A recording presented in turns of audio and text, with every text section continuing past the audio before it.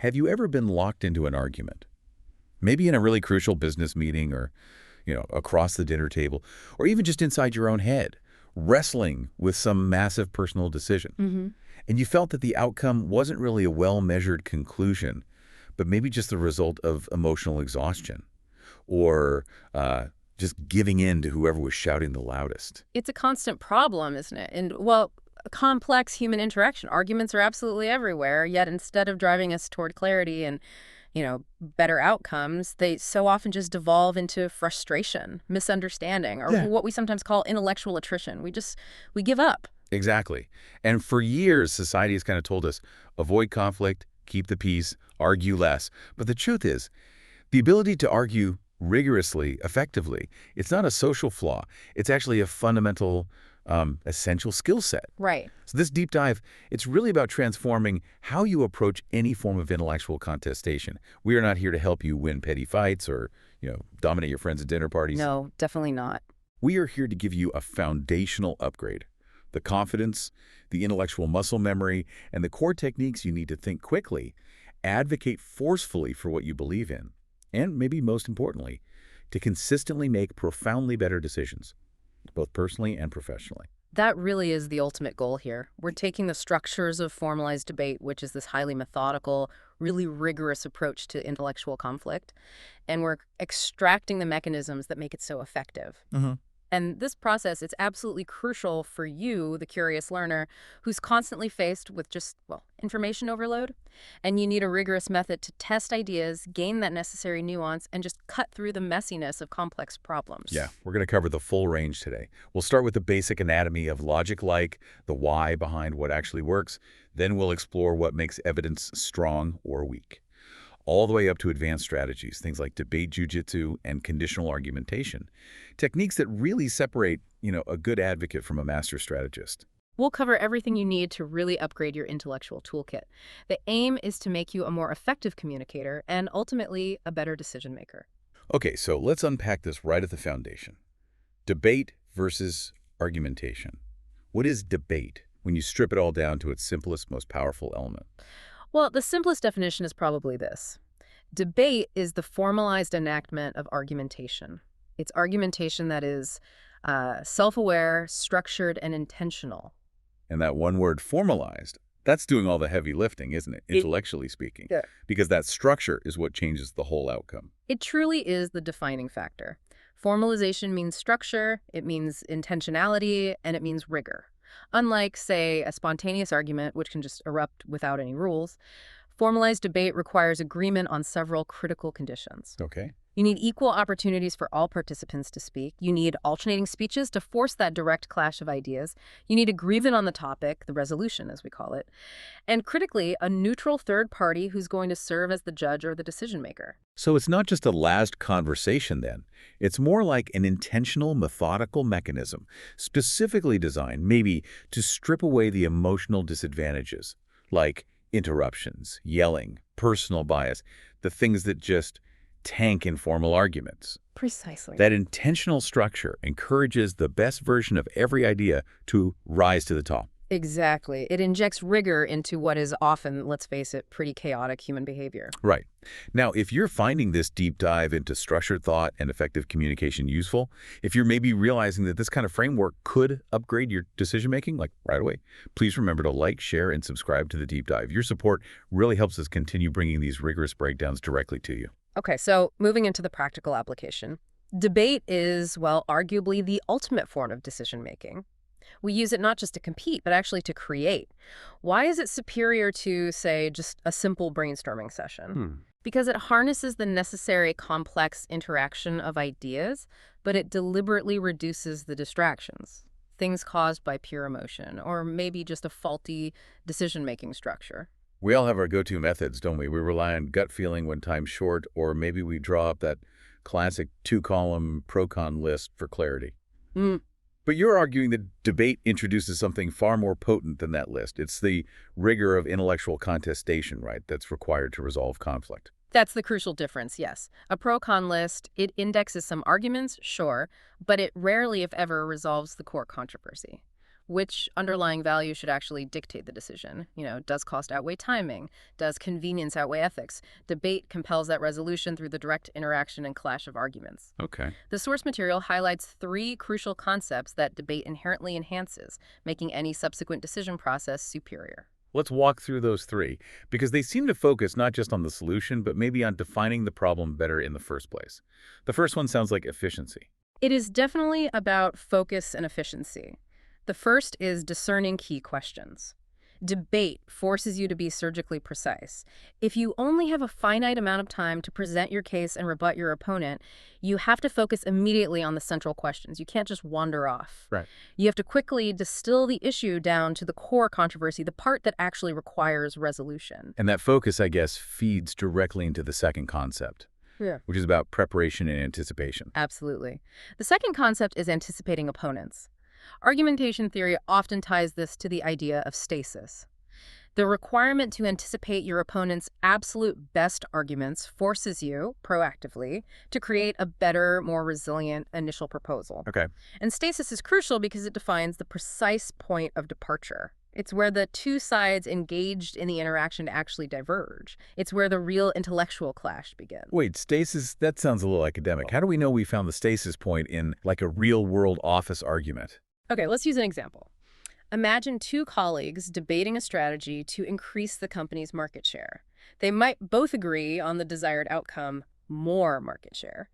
And they might agree that, say, buying expensive ads before movie previews is just ineffective, an outdated waste of money. Okay, so that's consensus. They agree on that part. Right, that's the point of agreement.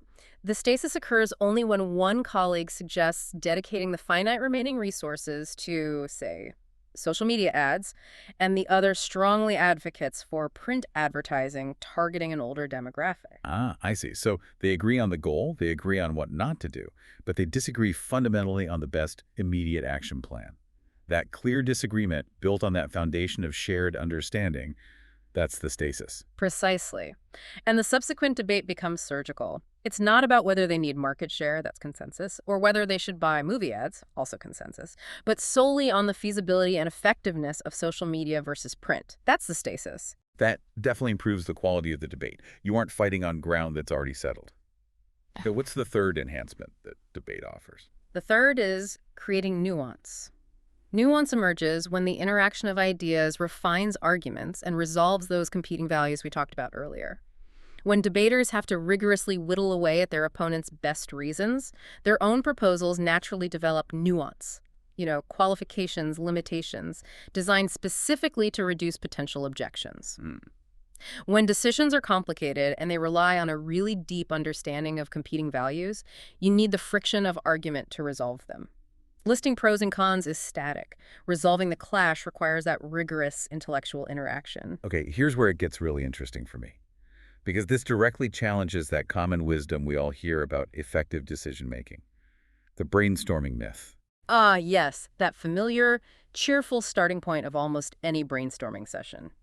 There's no such thing as a bad idea, just let the thoughts flow. The premise being that a free flow of thoughts, unhindered by criticism, generates the maximum amount of creativity. Right. But research, as you mentioned, has been consistently showing that this open, critique-free process is actually surprisingly ineffective. It's true. We can cite Dr. Charlene Nemeth's study from UC Berkeley.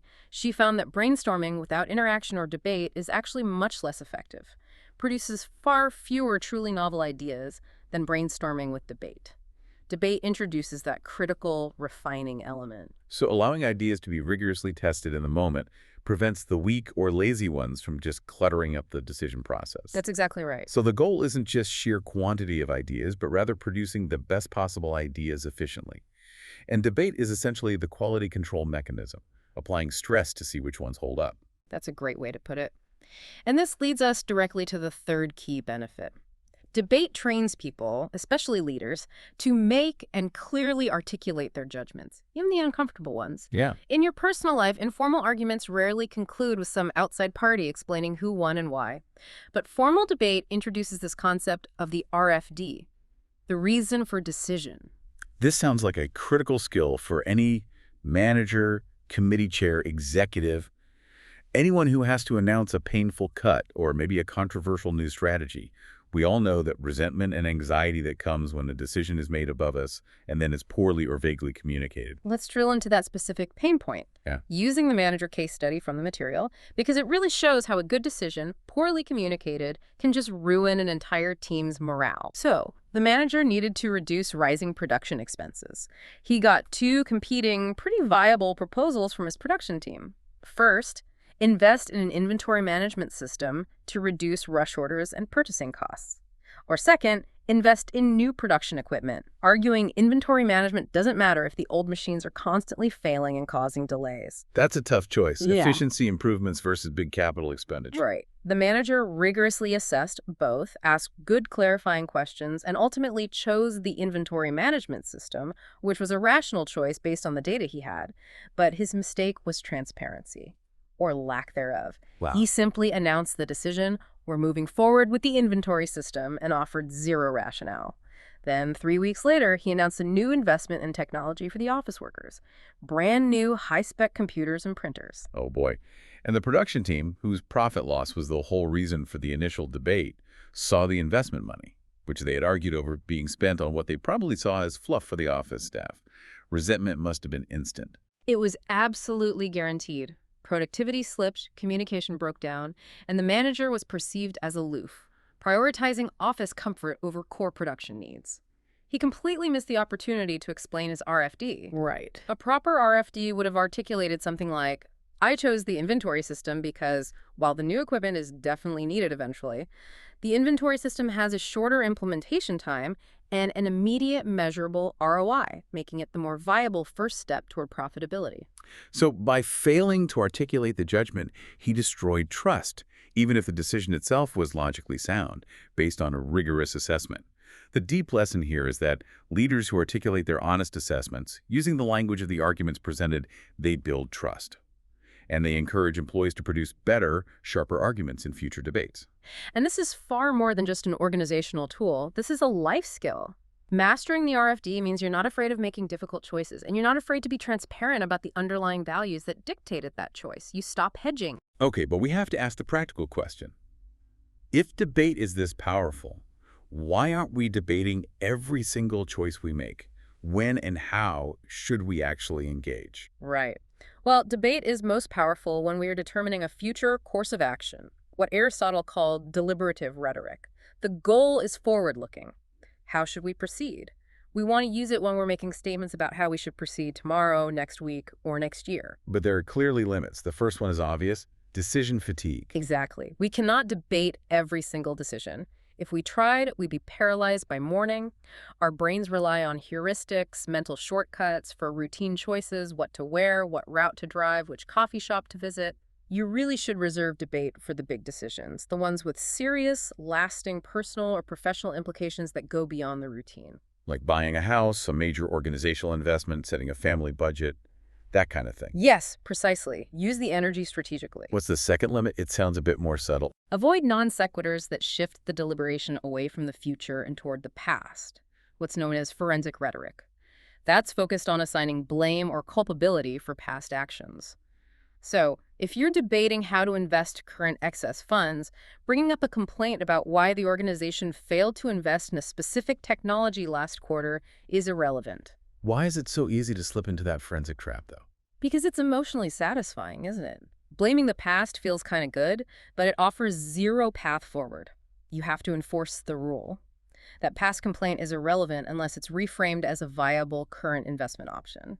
If it's just complaining, it's basically a derailment tactic, often used by contrarians who dislike the current proposal but don't want to offer a viable alternative. That makes the distinction essential. The argument has to stay focused on the how should we proceed from here question. And finally, to maximize the benefits when you do decide to debate, 3 preconditions really must be present.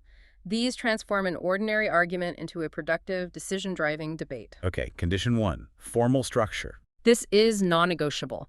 It ensures equal time, alternating speeches, preparation time. Its core purpose is to prevent the argument from devolving into a shouting match or, personal attacks. The structure itself is the referee. It encourages the best arguments possible by demanding intellectual rigor over sheer volume. Condition 2, agreement on the proposition. Specificity. It's the difference between resolving an issue and creating mass confusion. A clear, specific resolution prevents debaters from exploiting ambiguity just to avoid the central question. Without a clear resolution like should we hire 5 new engineers versus the vague should we improve the R&D team, an argument can become pointless because the participants aren't even arguing about the same thing. Right, they're talking past each other. Yeah. And the final condition, this one sounds like a sign of real intellectual maturity, a well-prepared opponent. Yes.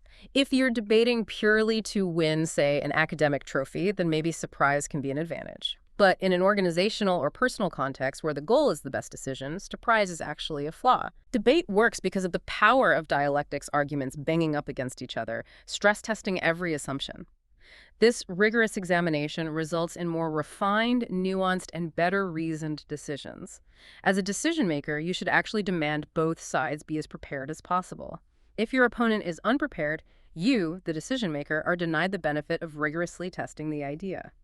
So a fierce, well-researched argument is truly the ultimate sign of respect, because it demands the intellectual contestation necessary to reach the best possible conclusion. Okay, if the goal is to formalize our intellectual contestation, we absolutely have to start with the resolution itself. Picking the right proposition is arguably the single most important element in the whole process. If the question is flawed, the answer is probably going to be flawed too. Absolutely. Before you jump into a decision, you must establish consensus on the problem itself. Remember, the burden of proof always lies with the advocate for change. If a smaller group is concerned about, say, a looming market threat or a potential corporate cultural issue and they rush straight to a recommendation, well, the decision makers are likely to reject it out of hand. Why? Because the underlying premise, the existence of the serious problem, hasn't been established first. We call that the classic putting the cart before the horse scenario, basically. How does proper proposition structuring address that? The proposition helps establish the premise first. We can look at the famous example of Michael Burry anticipating the 2008 crash. If he had walked into a meeting before 2008 and proposed, let's invest millions to short the housing market, he'd probably be dismissed as a radical. Yeah, the recommendation was too prescriptive, too alarming, without establishing the shared threat first. Exactly. The initial proposition should have been neutral, focused only on defining the problem. Something like, resolved. The risk associated with mortgage-backed securities has been systematically underestimated. Simple, direct, focused only on the problem. Right. If the problem exists and is universally acknowledged, then you proceed to the next debate about the remedy. That distinction leads directly into the critical issue of timing. Rushing the recommendation before sufficient data is available just because of a feeling of urgency. Think about that media company example again. They're successful on a certain social media platform. The director's kid says the platform is uncool now because too many adults are on it. The director feels this sudden panic and immediately emails the board recommending moving platforms. It's a knee-jerk reaction. The ensuing debate shouldn't be about which platform to move to. It should be framed as a question of timing and potential threat. Resolved. Should we begin to move away from X social media platform over the next 18 months? That reframing acknowledges the potential threat, the platform becoming irrelevant while still respecting the current success. It leads to a more measured decision, maybe monitoring usage rates, investigating new platforms, but not migrating immediately. It turns panic into a structured, proactive strategy. And the final critical component of setting the proposition is to determine the agent. The proposition must be written for the person or the entity with the clear authority to actually act. Because if the agent can't actually implement the proposal, the whole debate is just a waste of time and intellectual energy. Precisely. If you're debating changes to employee health insurance, the proposition has to focus on the benefits officer who has the authority to change the provider or the policy structure, not individual employees, and certainly not the CEO who handles mergers. Focusing on the agent limits the scope and, crucially, the opportunity costs. Opportunity costs, meaning the strategic trade-off required to implement it, beyond just the direct financial cost. Exactly. Focusing on the agent ensures true relevance and, well, actionable intelligence. Okay, so once we have the right question framed for the right agent, we need to ensure the arguments supporting the answer are structurally sound. This brings us to sort of the bedrock of Western logic, the anatomy of logic, the Toulmin model. Yes, Stephen Tillman's model provides this essential framework for understanding exactly how arguments function, especially why certain arguments feel solid and others feel, well, brittle. It breaks logic down into 3 essential parts: claim, grounds, and warrant. Okay, we start with the claim. That's the destination. Right. The claim is simply the conclusion you're seeking. For instance, the drinking age should be lowered to 18. By itself, this statement has zero persuasive or argumentative force. It's just an assertion. Okay, next we add the grounds, the evidence that supports that assertion. The grounds are the facts, the data, statistics, empirical evidence. In the drinking age example, the grounds might include data on front-loading or binge drinking, that dangerous behavior where underage drinkers consume large amounts of alcohol secretly before going out. Studies suggest this is more prevalent under 21. Further grounds might be the inconsistency of civic adulthood. 18-year-olds can vote, sign contracts, join the military, die for their country, suggesting they're mature enough to decide what they consume. But this is where most arguments seem to fall apart. Toulmin argues that the connection between those solid facts, the grounds, and the conclusion, the claim, isn't automatic. And that missing link, that's what the audience is often desperately searching for. Yes, the warrant is the third component. It's the explicit reasoning that connects the grounds to the claim. It's the hidden assumption, the bridge, the answer to that critical question. Why does the existence of risky front-loading behavior or civic inconsistency mean we should lower the age? Okay, so in this specific example, the underlying warrant is the expectation that reducing the age to 18 would somehow reduce the incentive for risky behavior, allowing 18 to 20-year-olds to drink in monitored public settings like bars and restaurants, therefore increasing public safety. Exactly. And the reason we spend so much time focusing on the warrant is that it is often the most fragile and vulnerable part of an entire argument. By attacking the warrant, you don't have to deny the facts, the grounds. You only have to deny the logical necessity of the proposed connection. You attack the bridge, not the island of evidence. That sounds incredibly rigorous. But honestly, in a fast-moving committee meeting or a high-stakes negotiation, isn't asking everyone to explicitly outline their warrants just going to slow everything down? Actually, it tends to speed up effective decision-making by eliminating poor arguments immediately. If you force participants to articulate that hidden bridge, that assumption, you allow others to see the exact point of intellectual failure. Let's see how that specific drinking age warrant can be attacked, just to demonstrate this rigor. Okay. The first challenge attacks the assumption of rational behavior based on cognitive differences. Right. The attack argues that the assumption that 18-year-olds will suddenly make rational decisions about consumption simply because the law changed is flawed. Scientific evidence suggests cognitive maturity is often incomplete through the early 20s. The likelihood they'll engage in rational decision-making while consuming alcohol is small, regardless of the law. So you accept the ground, risky behavior exists, but you deny the warrant, lowering the age solves risky behavior. The second attack challenges the philosophical premise, arguing that rules should be designed for the greater good, not just to appease those who intend to break them. Exactly. It argues that laws or rules shouldn't be designed simply to accommodate those intent on evasion. Why should society potentially put younger people at risk or concede a principle of maturity just to help people who are already evading the law? If society can impose age restrictions for certain privileges, like running for president, why can't it impose one for alcohol consumption for public safety reasons? And the third attack challenges the practicality, arguing the proposal simply shifts the problem rather than solving it. Right. If the current front-loading problem exists with 18 to 20-year-olds, then lowering the legal age to 18 simply shifts the entire problem down to 16 and 17-year-old high school students, who are arguably an even more vulnerable population. Notice the elegance here. None of these attacks deny the existence of front-loading or binge drinking. They just deny that lowering the age is the necessary or desirable solution based on the stated warrant. That is a powerful organizational tool. You argue that to improve decision-making in any organization, leadership should actually teach the Toulmin model to their committees. Absolutely. Handing everyone that outline claim, grounds, warrant forces participants to articulate their warrants.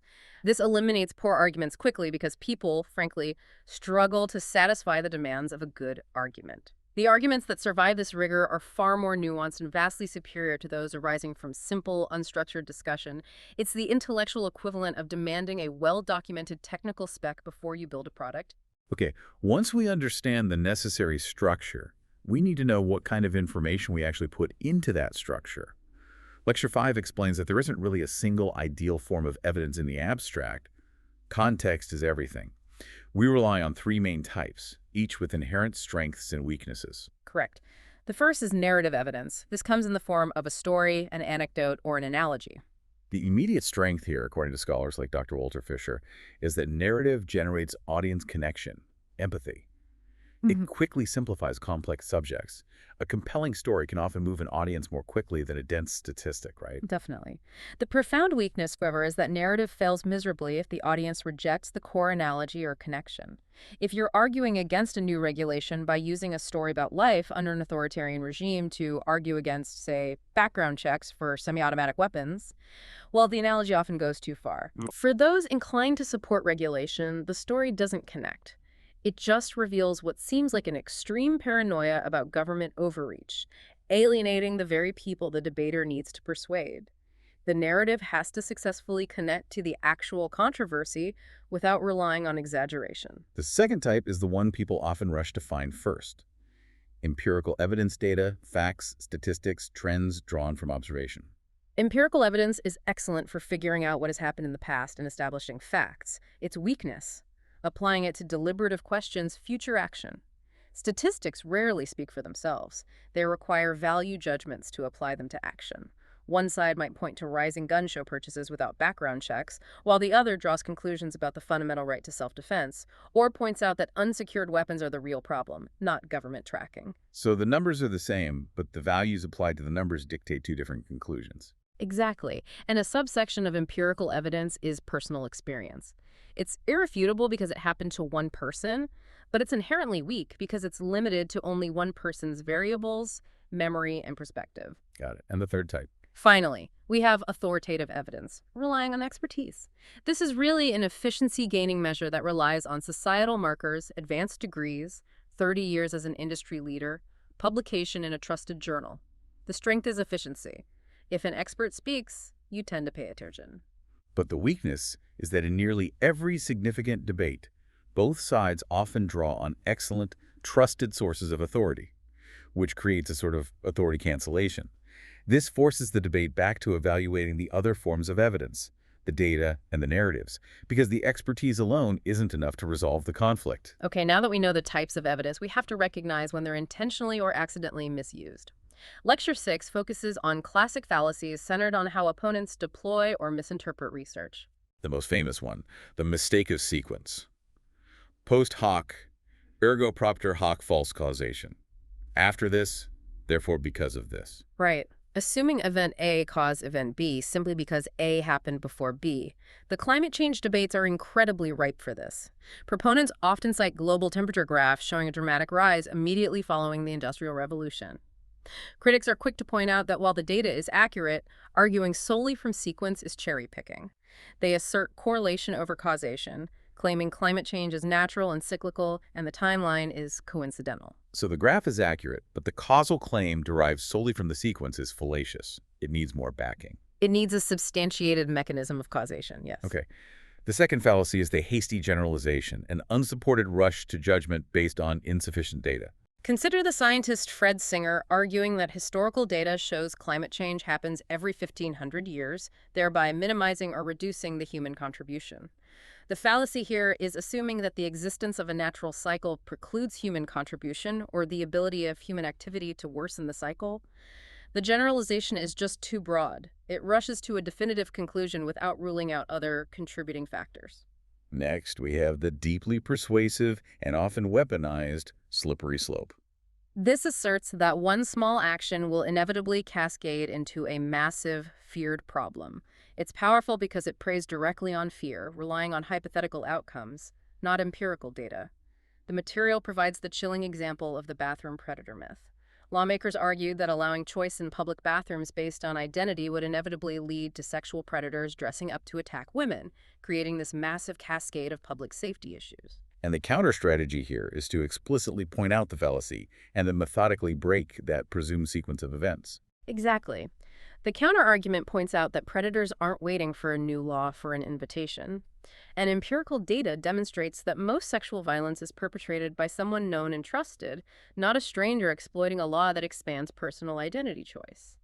The myth successfully distracted policymakers and the public from addressing the actual sources of sexual violence by creating an entirely manufactured public safety crisis. Wow. And the corollary to that is the false dilemma, which forces a choice that doesn't necessarily need to be made. Right. arguing that only two choices are available when more exist, creating a false binary. In the bathroom use debate, proponents of restriction created a binary. You either protect transgender people or you protect innocent women from predators. By accepting that binary, the entire debate was lost. Because the excluded discussion was. How do we prevent predators from attacking in the first place, regardless of bathroom policy? The binary was specifically designed to force a choice between two important values, when in reality, other solutions exist entirely outside that frame. Okay, Lecture 7 dives into fallacies that are maybe harder to spot because they develop in the moment, often in high-stakes, confusing contexts. You're using the 9/11 conspiracy discourse as a factual example of egregious real-world fallacies. Important to note, we're looking at the mechanics of the fallacies here, not endorsing any viewpoints. Absolutely. This discourse is a powerful illustration of how fallacies function to persuade and destroy trust when rigor is abandoned. We start with false analogies, making a comparison between two events where a significant structural difference exists. The examples given are pretty profound. Comparing President Bush consolidating power after 9/11 to Hitler's rise, or denying the physical evidence of the Flight 93 crash site in Shanksville because it didn't look like other major commercial airline crashes. Right. Because the plane was piloted straight down, the physical evidence of the site would naturally look different. The most common false analogy used was comparing controlled demolition video to the collapse of the Twin Towers. Conspiracy theorists argued that the speed and the windows blowing out means bombs were involved. Whereas structural engineers explain this As pancaking physics and compressed air blowing out the windows, a tragic example of physics, not bombs. In each case, a critical difference exists between the events being compared, rendering the analogy inadequate for proving the claim. Then there is the classic straw person fallacy, ignoring the opponent's actual nuanced position and substituting a misrepresentation, often by taking quotes out of context. In the 9/11 discourse, this frequently occurred when quoting distraught firefighters who, in the heat of the moment, said things like, "It looks like a bomb went off." These quotes were then represented as expert consensus that bombs were involved. But that ignores the context entirely, the descriptive difficulty of the firefighter. Exactly. And substitutes a fabricated consensus expert agreement on controlled demolition. It's a fundamental misrepresentation of the opposition's argument. And finally, the most insidious one, perhaps, the ad hominem personal attacks instead of attacking the argument against the man. Ad hominem is critical to the success of conspiracy theories because they fundamentally rely on destroying credibility. Instead of addressing the evidence in the 9/11 Commission report, proponents simply assert that the news outlets, the report authors, or even the eyewitnesses claiming they were hired disaster actors were somehow complicit in the conspiracy. Which completely undermines all sources of authority. And it's designed to scare people away from intellectual engagement. If you challenge the argument, you are automatically accused of being part of the cover-up. It demonstrates that when facts are insufficient, flawed arguments rely heavily on challenging the credibility of the messenger rather than challenging the substance of the facts themselves. It's a tragic consequence of allowing rigor to break down. Okay, now we shift from analysis to construction. When building a persuasive case, several fundamental elements absolutely must be present to ensure persuasiveness and resilience. The first element sounds absolutely crucial.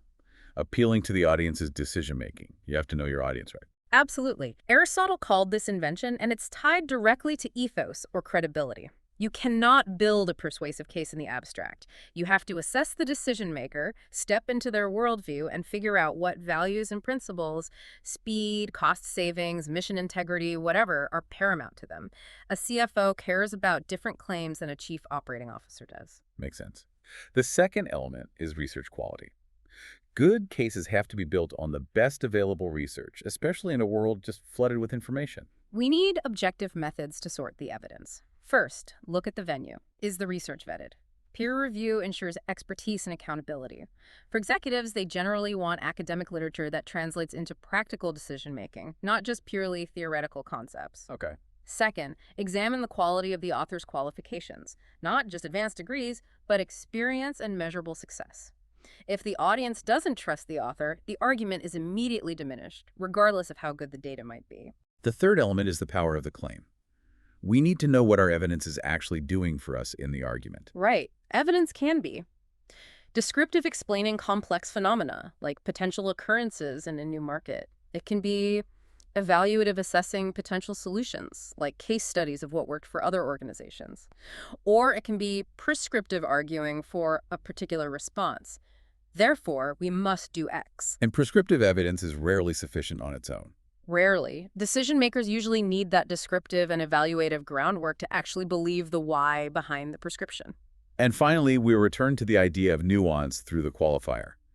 This limitation or condition applied to the claim is what insulates the argument from attack. Nuance is your defense mechanism. Instead of making the broad, indefensible claim, debt is evil, which forces you to defend against beneficial government debt or mortgage debt, you qualify it. Consumer debt is evil. Much easier to defend. Right. You defend the narrowest version of the claim necessary for an effective argument, making it significantly harder for the opponent to attack. It's all about being precise about what you are, and importantly, what you are not claiming. Okay, let's move to the action. The affirmative obligations. The affirmative proposes change, therefore they assume the risk. Presumption, as you said, is always assigned to the negative. The status quo is assumed correct until proven otherwise. The affirmative has 3 non-negotiable obligations to overcome that presumption. First, relevance to the resolution, often called topicality. The proposal must be a representative example of the resolution, otherwise it's just a non sequitur. Okay. Second, indict the status quo, demonstrate regency or seriousness. The idea must be presented as an action the organization has to take, not just one that would be merely nice to take. And third, offer a feasible proposal. It has to be within the agent's power, directly address the identified problem, and be feasible based on a thorough cost-benefit analysis that explicitly includes those opportunity costs we mentioned. Let's try to construct an affirmative case using the resolution. Resolved that the United States should adopt substantially more restrictive gun control regulations, including a prohibition on carrying firearms on college campuses. Okay. To successfully indict the status quo, meaning current campus carry laws, we need to focus on core values the affirmative believes are being harmed. First, maybe academic freedom. The argument could be that the presence of guns creates a palpable chilling effect in classrooms. Professors and students become hesitant to confront controversial subjects or engage in heated, necessary intellectual debate, leading to a diminished, safer curriculum. Right. And second, the value of preserving life, but specifically reframing the discussion away from the rare instance of mass shootings and toward the pervasive tragedy of suicide. The affirmative points to studies showing suicide is a leading cause of death among undergrads, and access to a gun dramatically increases the risk that someone with suicidal tendencies will act on them instantly. Okay, so the proposal then rests entirely on solvency. The affirmative models California's SB 707, which prohibits campus carry. The solvency rests on proving the law addresses the root cause of those identified harms, not just the symptoms. Crucially, the affirmative must anticipate and preempt the inevitable negative attack. Gun control only deters law-abiding citizens, not criminals. How do they pivot? The affirmative pivots, arguing that solvency is based on 2 facts. First, the symbolic endorsement of guns in the classroom, permissibility, is what generates the chilling effect, not necessarily the presence of a criminal. And second, the ease of access to a gun for a law-abiding but depressed student enables those quick suicide decisions. So we are focused on the law-abiding citizen here, not the criminal, thereby insulating our solvency claim by defining the specific problem we are solving. Very precise. Okay, now let's turn the tables to the negative strategies. The negative has the advantage of negation theory. They don't have to be consistent. Their only job is to prove the affirmative is a bad idea, flawed, or unnecessary. Exactly. The first core strategy is the disadvantage, DA. The negative argues the status quo is generally fine, but the affirmative proposal sets in motion some negative outcome tied to a value the negative claims is more important than the affirmatives. Okay, like the campus carry DA example. Right. Restricting guns increases vulnerability to mass shootings, violating the fundamental right to self-defense, which, the negative argues, outweighs the tragic but autonomous choice of suicide. It's a value clash built entirely around the negative consequence of the proposed change. The second strategy is the counterproposal, CP. Remedy the status quo's problems outside the affirmative's plan. This sounds like a crucial strategic step because the negative accepts the harm exists but rejects the affirmative's specific solution. Yes. Instead of banning guns, the CP could be to dramatically improve the quality and quantity of mental health services on college campuses. The negative argues that addressing the root cause of depression and anxiety is a superior, less rights-restrictive way to prevent suicide. This proposal competes directly with the affirmative solution, forcing them to defend the unique advantage of the ban, and it makes the negative's DA seem less aggressive, perhaps more reasonable. And the third strategy is the critique of assumptions, attacking the fundamental, often abstract premises of the affirmative's entire philosophical position. In a corporate setting, this can be very powerful. Against a proposal for a new carbon tax, a critique might argue that the underlying assumption of the affirmative is that we should view the Earth only as resources to be consumed, and the only way to manage it is through monetary taxation. That's an ideological critique, forcing the affirmative to defend their worldview. Or against campus carry. They might argue the affirmative uses consequentialism, focusing on outcomes like safety, while the negative uses deontology. Duty rights, like the Second Amendment, should not be violated even for a potential good. This elevates the debate from mere facts to philosophy. The negative also has 3 key direct case attacks from Lecture 12 they can deploy against the affirmative's proposal itself. Right. They can attack inherency by proving ongoing status quo solutions already exist. For example, universities are already improving mental health resources, negating the need for the affirmative's specific plan. They attack harms by challenging whether the problem exists or is maybe overstated. E.g., academic freedom concerns are overblown. Most colleges just a credentialing process, so the chilling effect is negligible. And perhaps the most devastating attack is on solvency. If the negative can prove the proposal simply won't work, then all the affirmative's initial indictment of the status quo becomes kind of irrelevant. For instance, proving that gun control deters only law-abiding citizens, as the negative might argue, ironically creating an advantage for the criminal population. Winning the solvency argument allows the negative to effectively ignore all the other arguments and significantly reduces the risk associated with their own disadvantages. Okay, the real battlefield of debate where all this preparation meets intense pressure is cross-examination. This seems like the pivot point, often intimidating but absolutely essential to good decision-making. The crucible, as you called it, of intellectual contestation. Cross-examination really is the ultimate test of preparation and intellect because it's spontaneous. The goals of cross-examination are basically threefold. First, ensure comprehension. You need to clarify nuanced or confusing positions, maybe establish definitions for later attacks. Like asking if a carbon tax proposal is upstream or downstream. Exactly, because the negative might have prepared specific attacks for both methods. You need to lock down the specifics. Okay. Second goal, identify holes. Use questions to reveal hidden assumptions or direct contradictions within the opponent's case. The brilliance here is using the opponent's own answers to create tension they didn't even realize existed in their argument. Can you give an example of revealing a contradiction? Sure. In that bathroom predator myth debate, you could ask a representative who defends anti-trans laws based on the fear of hypothetical predators. Ask them if they would also support mandatory government body searches at building entrances to prevent the same hypothetical crime. Ah, that forces them to confront a contradiction. Right. If public safety is truly paramount, why stop at just one policy? This reveals either an unstated value they hold higher, like privacy, or a clear contradiction in their application of state power. And the third goal? Engage the audience. Spontaneous interaction displays intellect and competence. The judge or the decision maker is watching your ability to think on your feet, and that builds significant credibility or ethos. Cross-examination relies on 2 main types of questions, starting with the dominant form, the leading question. Right. Leading questions suggest the answer, or actually contain the argument within the question itself. They effectively control the conversation by limiting the opponent's response options. The key rules are: allot adequate time for a response, move on immediately once your point is established, and always maintain focus on the decision maker, the judge. The goal is a measured concession you can use later. Exactly. Against the climate change affirmative, the negative wants to establish a time frame. If you ask an open question like, when will we feel the effects of climate change? The affirmative can easily pivot. We are already feeling them. That's an open-ended failure for the negative. But a carefully phrased leading question controls the frame. Right. Something like, your own evidence clearly cited the worst-case climate change scenarios are 80 to 100 years away from happening. Correct.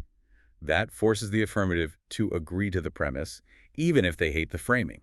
Yes, and it establishes a long time frame that the negative can then use later to prioritize current economic stability and growth over a long-term risk that falls outside the current electoral or fiscal cycle. Conversely, open-ended questions seem innocuous, but are often trapdoors because they limit the opponent's strategic maneuverability later on. Imagine asking a carbon tax proponent, did you or your authors consult industry leaders before setting the specific tax rate that is the foundation of your proposal? That seems like a devastating trap. If the proponent answers, yes, we consulted industry leaders, the negative can argue. They colluded with big business, undermining the environmental intent of the tax. And if they answer, no, we didn't consult them, The negative argues they are irrational, reckless, undermining the business confidence critical for the economy.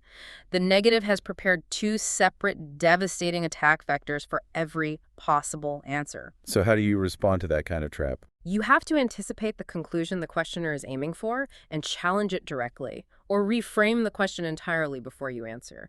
You absolutely must cut off the opponent's intended strategic maneuverability. Okay, now we move to what you call the essential weapon, the school that really separates the novice from the master strategist.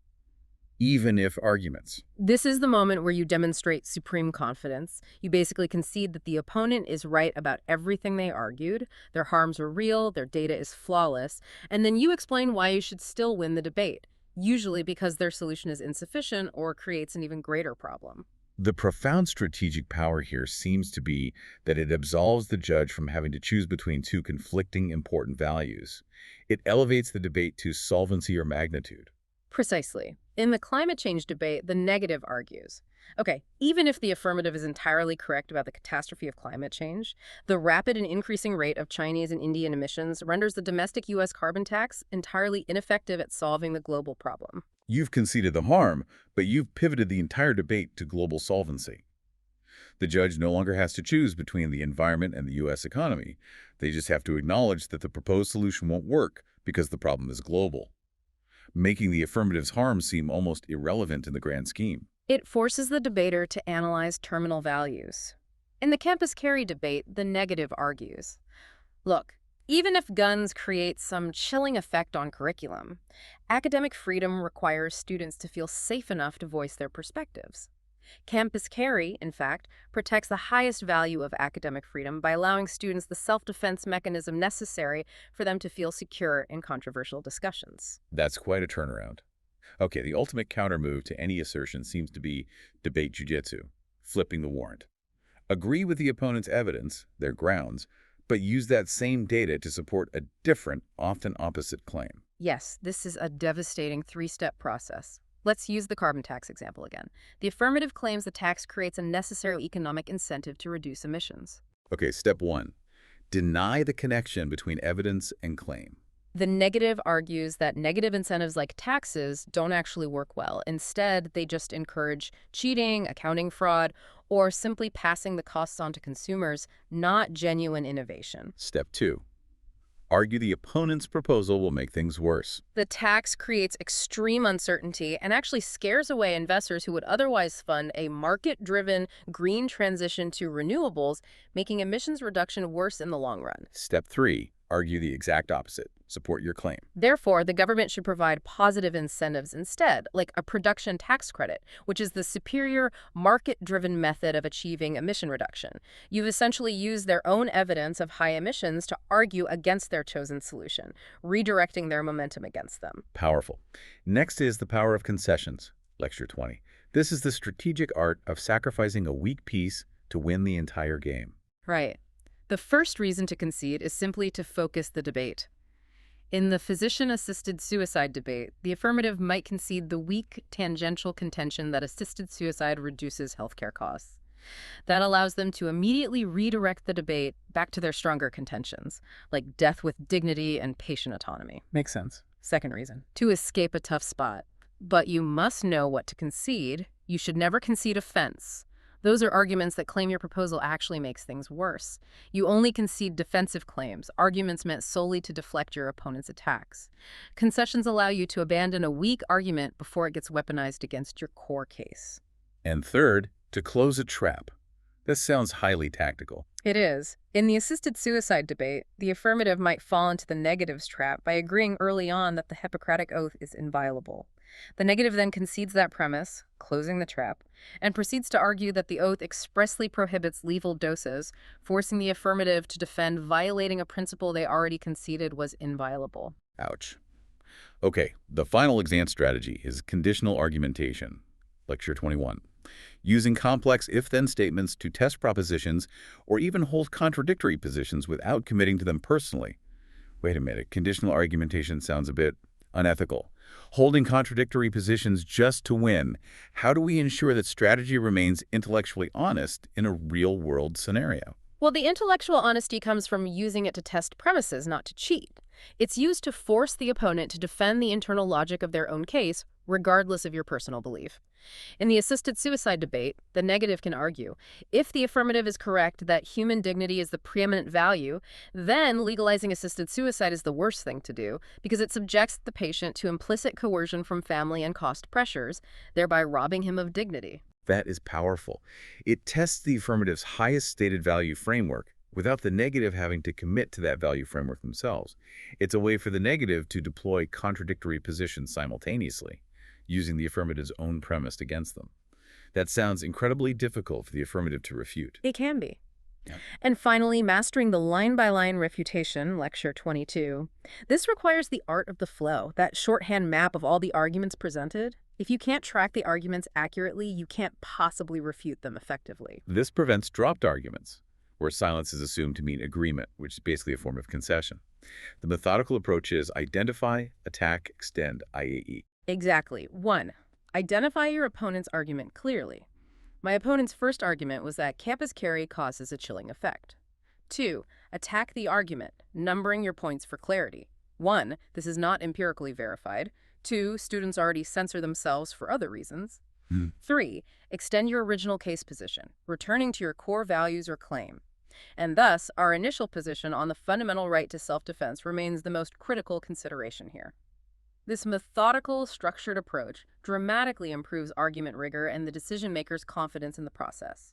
Okay, the biggest, most tangible payoff of all this structural rigor seems to be its application in leadership, specifically that uncomfortable but necessary process of judging and communicating decisions. Absolutely. Every leader must be able to articulate judgments, especially when the choices are complex or painful. If you've been the judge of a high-stakes debate or even just an internal team deliberation, the RFD method applies perfectly. Okay, step 1, thesis statement.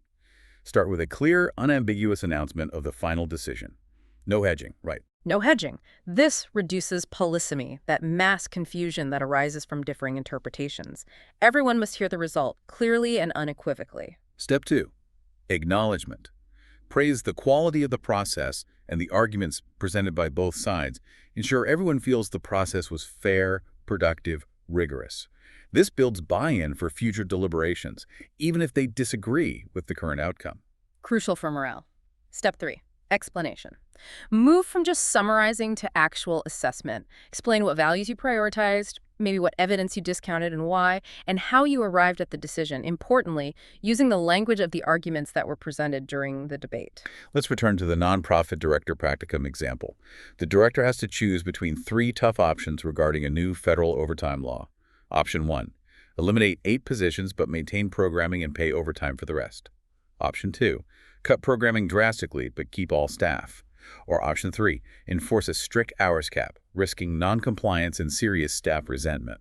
The director chose option 1. The RFD must communicate this difficult choice based on balancing those competing essential values. How might the explanation sound? It would sound something like this. While option 2 protected all staff positions initially, it fundamentally compromised our core mission, risking our community service delivery and potentially our donor trust. Option 3 risked both legal compliance and staff morale through what felt like coercion. Option 1, while painful in the short term, was the only solution presented that balanced our essential values, caring for staff by retaining overtime for those remaining, complying fully with the law, and critically maintaining our core community mission. The decision was not easy, but the solvency of our mission was ultimately the terminal value that dictated this choice. Leaders who articulate their RFD like a build trust. They show they respect the rigor of the debate process and the intelligence of their team. Exactly. Now, finally, let's take all this rigor to perhaps the messiest environment of all, winning the cocktail party in formal, high-speed, unpredictable argumentation. Okay, this sounds tricky. Informal settings are characterized by ambiguity, no time limits, and constantly blurred lines between judges, participants, and allies. Your goals here have to shift away from formal victory and more towards strategic positioning. Okay, goal 1. Argument as inquiry. Approach informal arguments with an open mind. Use the process to discover or refine your own position. Use the people around you to test ideas. Consistency isn't required here because you're actually figuring out what you believe in real time. Goal 2. Building consensus credibility. Yeah. Especially when dealing with superiors. Yes. If you're debating a superior, argue from abstraction to depersonalize the exchange, instead of saying your opinion is wrong and your data is flawed, which is a direct challenge to their authority. Risky. Very. Instead, ask something like, I certainly understand the basis of that decision, but what do you think about the argument that suggests? This demonstrates your knowledge of the controversy without directly challenging their authority, making you appear sophisticated and collaborative, not confrontational. And goal 3. Putting loudmouths in their place. This requires a quick, precise, and highly visible strike. Yes. Listen closely for an overextended claim made without evidence, a perfect, brittle warrant ripe for flipping. Step in quickly, flip the warrant, publicly announce, I'm surprised to hear you defend that position. It seems to me that the correct position is actually the opposite, because... Then supply relevant, credible empirical data, a historical fact, an analogy, a principle, and crucially, execute an exit strategy quickly. Don't linger for a fight. A quick strike and exit, that sounds dangerous. What happens if the loudmouth tries to follow you and drag you into a war of attrition anyway? That's why the exit must be seamless.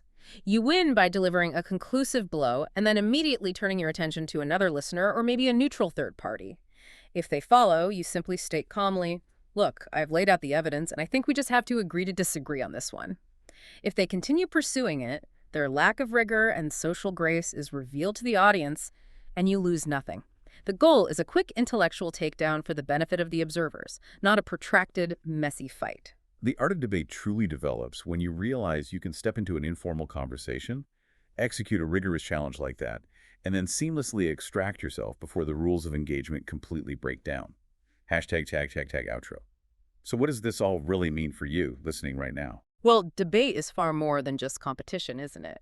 It's a structural, repeatable framework for decision-making that yields better, more nuanced results in pretty much every area of your life.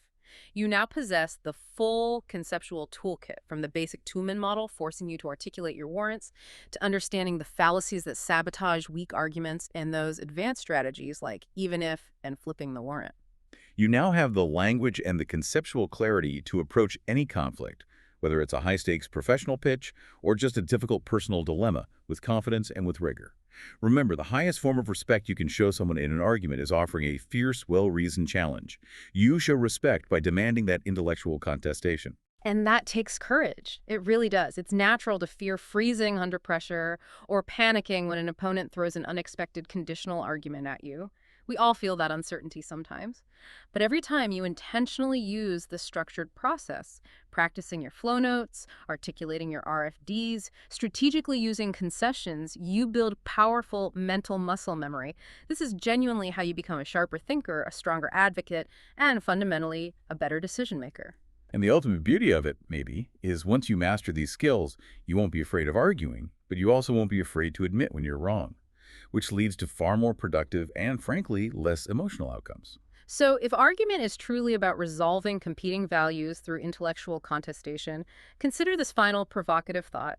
How often do you allow an informal, emotional disagreement to determine a significant outcome in your life, when applying even a simple structured framework could potentially guarantee a superior, more honest result?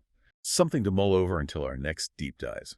If you enjoy this breakdown of the art of structured argumentation and found that this toolkit gave you the confidence to engage, please do like, share, and subscribe to the deep dive.